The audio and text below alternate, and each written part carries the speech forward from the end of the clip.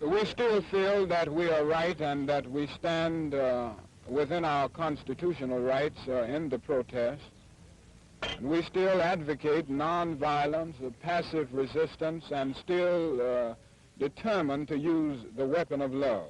And I can say that there is no bitterness on my part as a result of the decision, and I'm sure that I voice the sentiment of the more than 40,000 Negro citizens of Montgomery. We still have the attitude of love. We still have the method of passive resistance, and we are still insisting emphatically that violence is self-defeating, and that he who lives by the sword will perish by the sword. It has been suggested also that this movement preaches a gospel of violence. No, the black people in this country have been the victims of violence at the hands of the white man for 400 years. And following the ignorant Negro preachers, we have thought that it was godlike to turn the other cheek to the brute that was brutalizing us.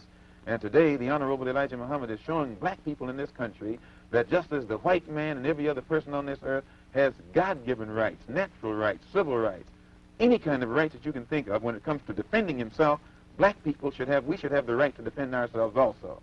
And because the Honorable Elijah Muhammad makes black people brave enough, men enough to defend ourselves no matter what the odds are, the white man runs around here with the doctrine that Mr. Muhammad is advocating violence when he's actually telling Negroes to defend themselves against violent people. Reverend Martin Luther King preaches a doctrine of nonviolent insistence upon the rights of the American Negro. What is your attitude toward this philosophy? The white man pays Reverend Martin Luther King, subsidizes Reverend Martin Luther King, so that Reverend Martin Luther King can continue to teach the Negroes to be defenseless. That's what you mean by nonviolent. Be defenseless. Be defenseless in the face of one of the most cruel beasts that has ever taken the people into captivity. That's this American white man.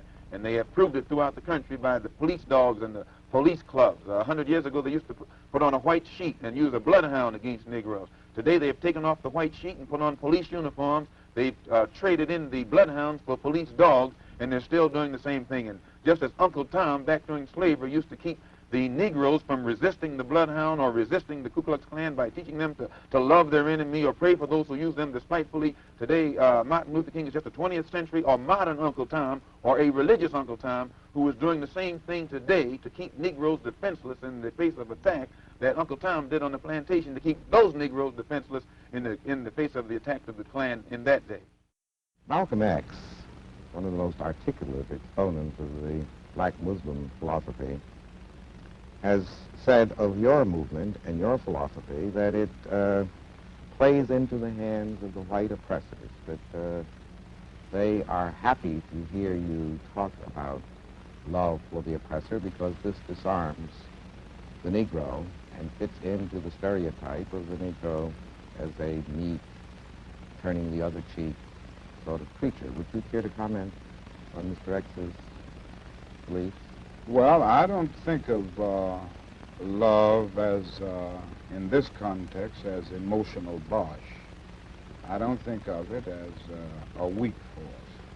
But I think of love as something strong and that organizes itself into powerful direct action.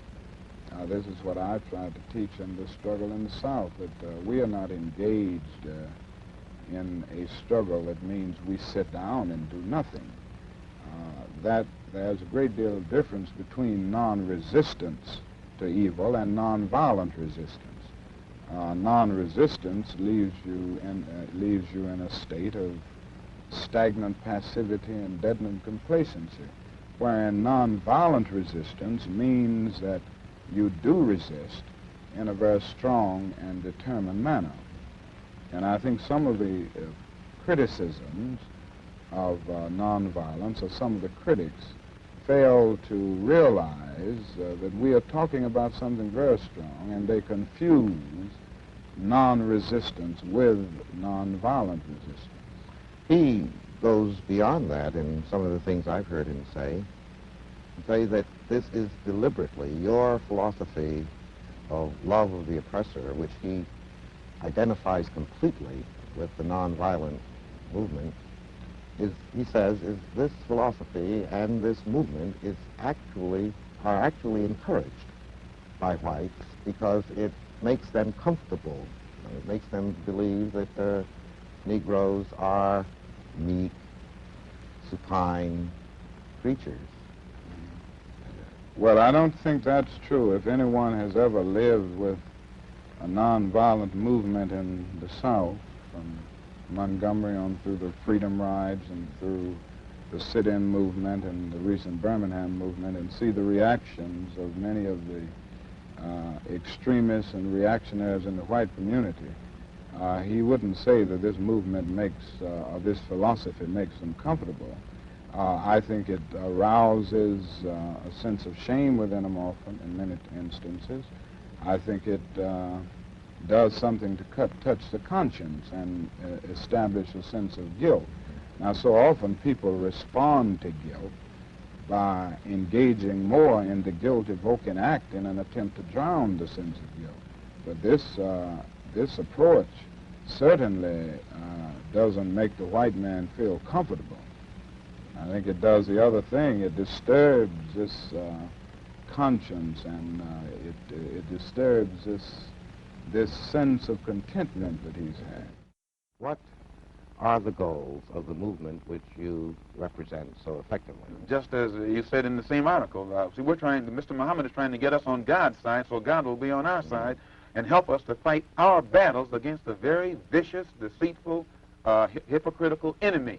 And this is why Mr. Muhammad put so much stress upon moral reformation, that when Negroes stop getting drunk, when Negroes stop fornicating and committing adultery, when Negroes stop being addicted to drugs and these things that destroy the moral fiber and the morale of the Negro, then our people will be able to get together and unite in harmony and unity and get our own problems solved. Toward what end would you want our people united? What would you... Towards being on God's side. The Honorable Elijah Muhammad teaches us that God now is about to establish a kingdom on this earth based upon brotherhood and peace.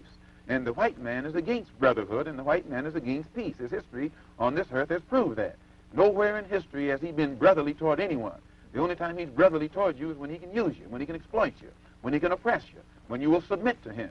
And since his own history makes him unqualified to be an inhabitant or a citizen in a kingdom of brotherhood, the Honorable Elijah Muhammad teaches us that God is about to eliminate that particular race from this earth. So since they are due for elimination, we don't want to be with them. We're not trying to integrate with that which we know has come to the end of its rope. We're trying to separate from it and get with something that's more lasting, and we think that God is more lasting than the white man. I will never change in my basic idea that nonviolence is the most potent weapon available to the Negro in his struggle for freedom and justice. I think for the Negro to turn to violence would be both impractical and immoral.